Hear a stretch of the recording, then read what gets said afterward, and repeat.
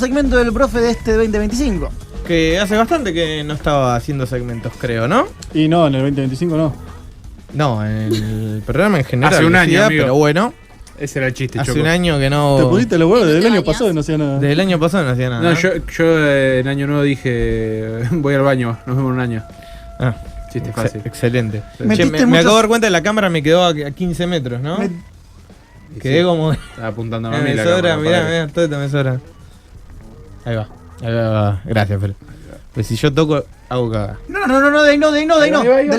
Mirá, De flama. acá. Mirá, Está perfecto ahí. de acá lo tenés que agarrar.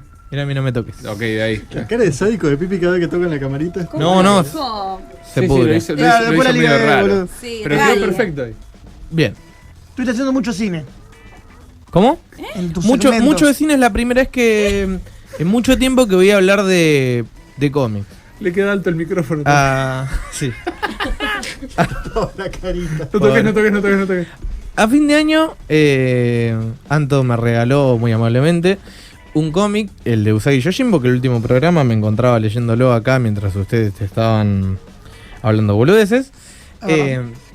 Y hacía muchísimo que no conectaba tanto con un cómic, pero años te diría que no conectaba así con un cómic, de tal forma que bueno, el cómic cuenta con unas 500 páginas, lo terminé de leer en 3 días y al otro día fui a comprar la continuación y lo terminé en 2 días.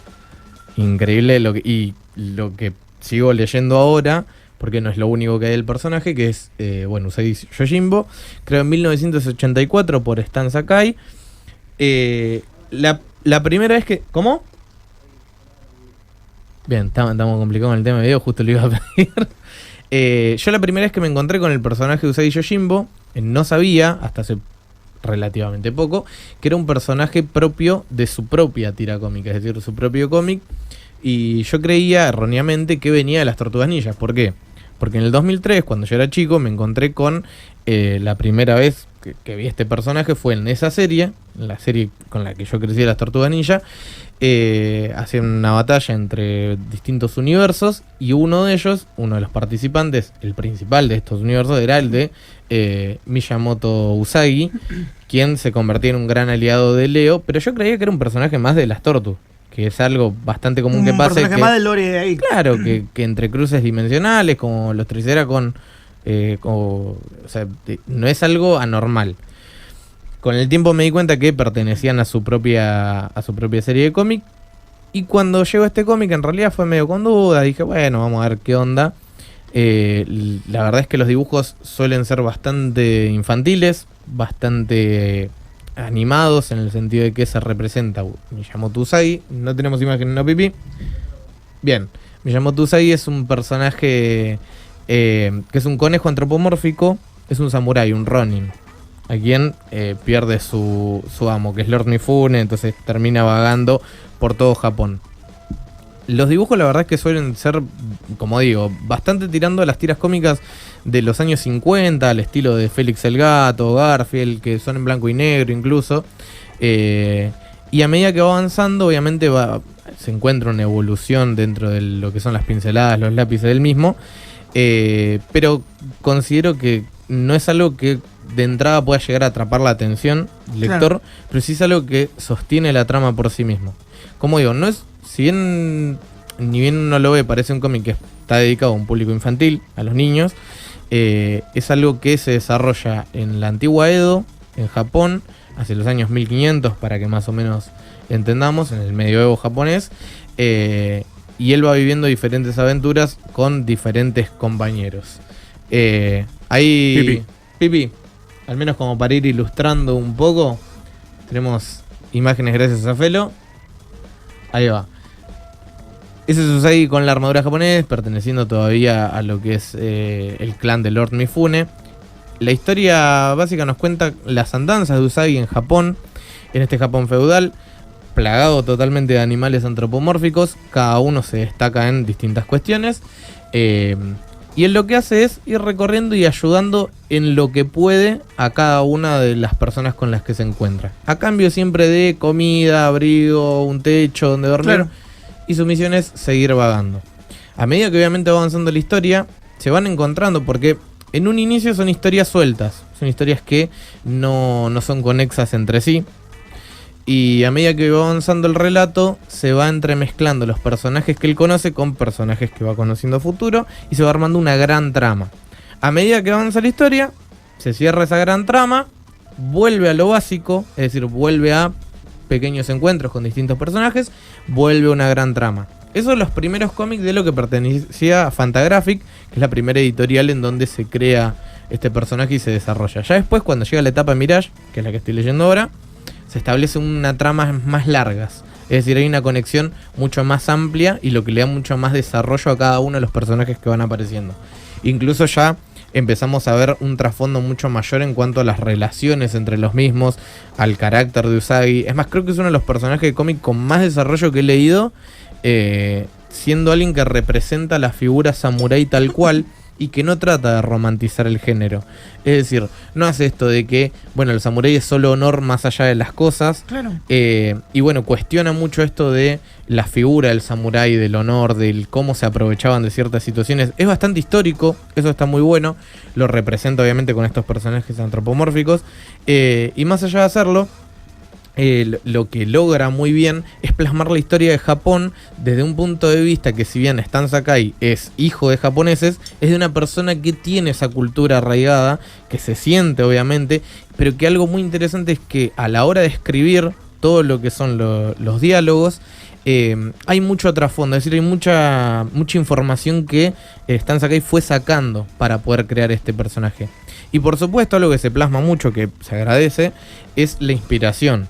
Miyamoto Usagi principalmente está inspirado en Miyamoto Musashi, un samurái de la vida real. Es más, es del cual se considera que sale el Bushido como lo conocemos hoy en día, que es el camino del samurái. El samurái es aquel que sirve, y está esta cuestión de estar al servicio de alguien, ¿no? El personaje Usagi es un poco más laxo en el sentido, ya que vemos su etapa de Ronin, no su etapa de samurái. Entonces empieza a cuestionarse distintas cuestiones propias del Bushido, de su camino, de su identidad, y cuál es su deber y propósito en este nuevo camino que está recorriendo para poder encontrarse de alguna forma a sí mismo después de quedarse sin un propósito claro. Como decía, algo que en lo que se inspiró muchísimo, más allá de la historia propia de Japón, es también en las películas de Akira Kurosawa. Bebe muchísimo de las películas de Akira Kurosawa y de películas japonesas samurái en general. Por ejemplo, aparecen personajes como es Sato Ino, que está basado en el personaje de Satoichi, que es un cerdo ciego que utiliza su nariz para pelear y dentro de su bastón esconde una katana. Nos encontramos, bueno, con nombres propios como Lord Mifune, que Mifune era el actor fetiche de Akira Kurosawa. Sí. Muchas historias que hacen referencia a la fortaleza escondida o a los 7 samuráis incluso. Muchas escenas de duelos, de combates. Muestran, por ejemplo, esta típica secuencia entre cruces de espadas en donde uno de ellos solo sobrevivía. La verdad es que es una historia súper disfrutable. Más allá de lo que les digo, denle una oportunidad en cuestión más que nada de los dibujos. Y algo que me di cuenta a lo largo del libro leyendo es que no me resultaba para nada pesado, para hacer que trata muchísimos temas que suelen ser pesados, sobre todo historia y una cultura a la que uno no está tan apegado, no conoce tanto. Al tranqui, ya está. Sí, se agradece. Una cultura a la que uno quizá no está tan familiarizado. Se agradece que se cuente de esta forma. Es más, algo que me llama la atención es que, si bien inicia en el 84, yo la etapa por la que voy ya es en los años 90, y el estilo de cómic sigue siendo muy apegado al estilo clásico, es decir, Mira. Paneles cuadrados y rectangulares. No se sale nunca de esa estructura de página, y eso es lo que lo vuelve igual más fácil de leer. Los diálogos son muy certeros, es decir, tiene diálogos muy justos, no se va de tema. Sí, no hay un bombardeo de diálogos como... Ni de imagen. Ni de imágenes, sino que... Es muy sólido en lo que cuenta, porque incluso desde lo visual la narrativa es muy apropiada a lo que quiere transmitir. Y algo que también se valora muchísimo es el realismo que tiene en cuanto a las batallas, que es muy raro porque obviamente estamos hablando de animales antropomórficos. Sí, furros. Claro, de furros. Y las secuencias de batalla se apegan mucho a los estilos de combate reales. Las posturas, los encuentros. Bueno, esto típico de duelo que era a un solo corte. Es decir, un encuentro en donde el ganador ya estaba claro desde antes que esté la pelea. Frente a frente y... Es buenísimo, además de que esto que vaya construyendo historias de a poco, es decir, con distintos hilos conductores, distintas historias, distintos personajes, hace que la trama se lleve sola sin que uno se dé cuenta. Es esa serie en donde uno por ahí está viendo algo que no le siente la conexión en un inicio, y después cuando se junta todo decís, no, qué bueno que está, cuando se mezclan todos los personajes. Hay un momento en el final del primer volumen de Fantagraphic Cuando que, algunos, cuando algunos pueden decir que algunos cabos, hay como medio cabos sueltos. Ahí está. Ahí está. El primer tomo recopila obviamente la primera mitad de lo que se editó en Fantagraphic. Que si lo quieren leer por sí mismo, el primer tomo tiene un buen final. Incluso tiene un final épico, que es algo que se agradece. Y entonces yo cuando termina el primer tomo digo, ¿cómo va a seguir esta historia? Porque termina muy a lo grande. Es decir, termina en un endgame, para que se den una idea. Se juntan todos los personajes que fueron apareciendo a lo largo de la historia individuales en una gran batalla final. Una macrohistoria. Es excelente. Porque uno ya empieza a encariñarse con esos personajes que aparecen cada tanto, recurrentes. Y ya para cuando finaliza esta historia y comienza el segundo volumen, que tiene igual cantidad de páginas, yo dije, ¿cómo van a resolver esto? No hay un gran encuentro, sino que son casi como decir epílogos de cada una de estas historias individuales. Le va dando cierre a cada una de estas historias. Y ya para cuando llegamos al final de toda la etapa Fantagraphic, es con la historia de Satoino, uno de los personajes que aparece ahí, y le da un buen cierre. Es más, es muy propio de lo que va contando la historia.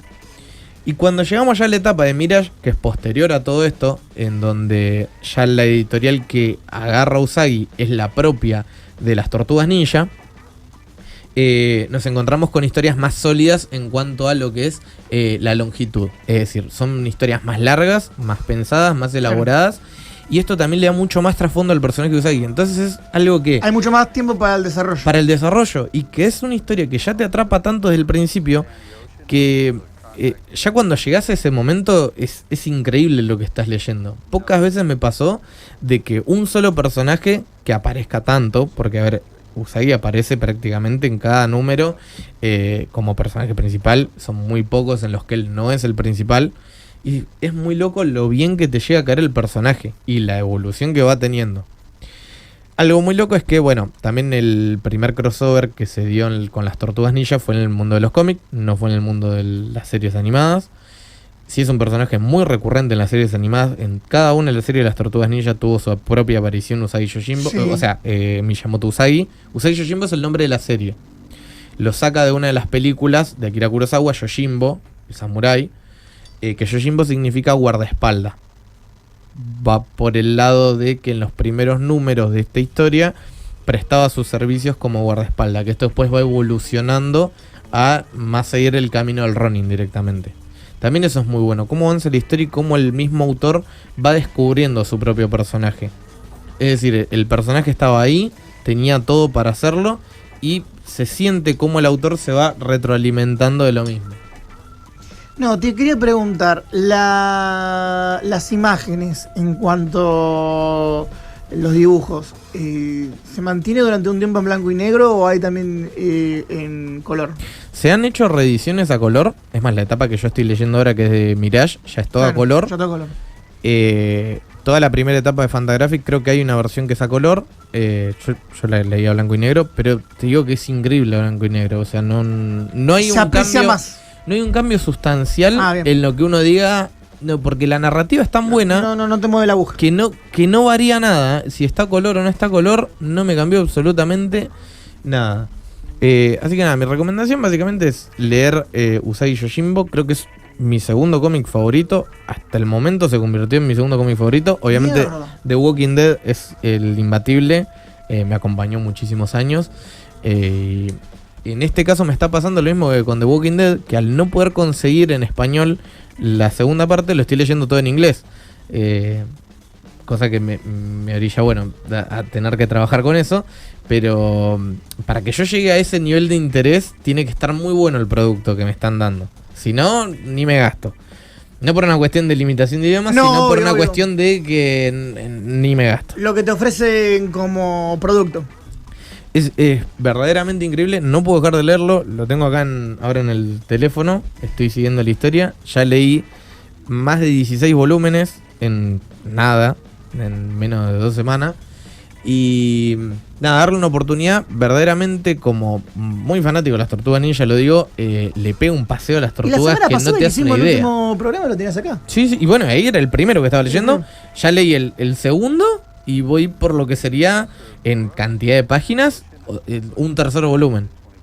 Para que te des una idea en Claro, cantidad claro. de páginas. Este muchacho leyó 2000 páginas más o menos en una semana. Sí, aproximadamente.